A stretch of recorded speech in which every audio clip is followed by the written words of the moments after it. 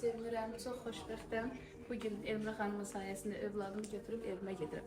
Minnətdaram Elmira xanıma. Sizə də qismət olsun. Amin.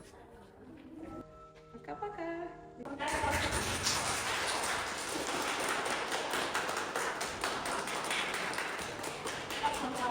Tebrik ederim. Gözünüz aydın olsun. Kapıcı oldu. Ama sen tutarsan gün götür. Çok sağ olun. Çok sağ olun. Tebrik ederim. Gözünüz aydın olsun.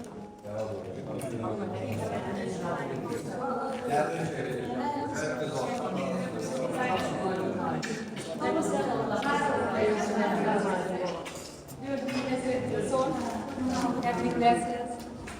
Çok sağ olun. Gözünüz aydın olsun. Yoldan olsun.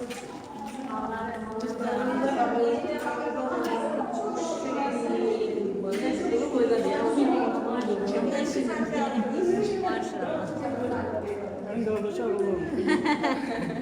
Hiçbir şey bir daha tebrik ediyorum. Bu da sizin hediyənizdir. Çok sağ olun. Bu da sizin hediyənizdir. Çok sağ olun.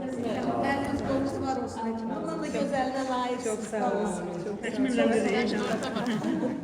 Orada var.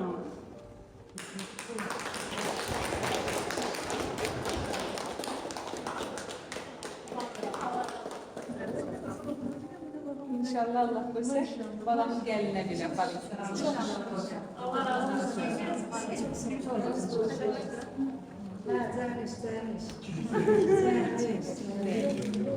BBC. Çok şükür BBC de. Ölçüləri yox deyəm də. Kim o diyeceğim ha? Maşallah. Allah kömək. Allah Kemerin kocasıyımdır. Kemerin kocasıyım. Hoş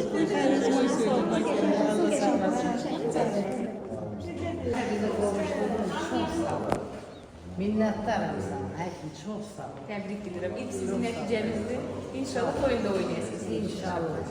Allah sana ne kısmet etsin. Amin. Allah sizə kömək olsun doktor. Allah o qızıl əllərinizi var eləsin. Sən ki mənim uşağımı sevindirdin, məndən elədin. Allah səni var eləsin. Öpürəm səni. Biz sizden razıyıq. Allah da sizden razı olsun. Amin. Bu Amin. gece Neçə bize ildən sonra bəxşələmişsiniz. Çok sağ olun. Bizim möcüzə çox arzusuna çatdıralım. Doymamışsın. Çox sevindim. Gözünüz aydın olsun. Bayramda, İltikat bayramında en güzel Allah'ın payıdır. İnşallah hoşbahtlar olsun. Teşekkür ederim.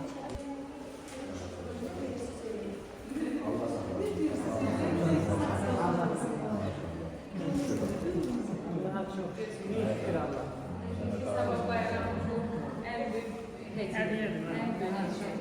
En büyük. Emez olun.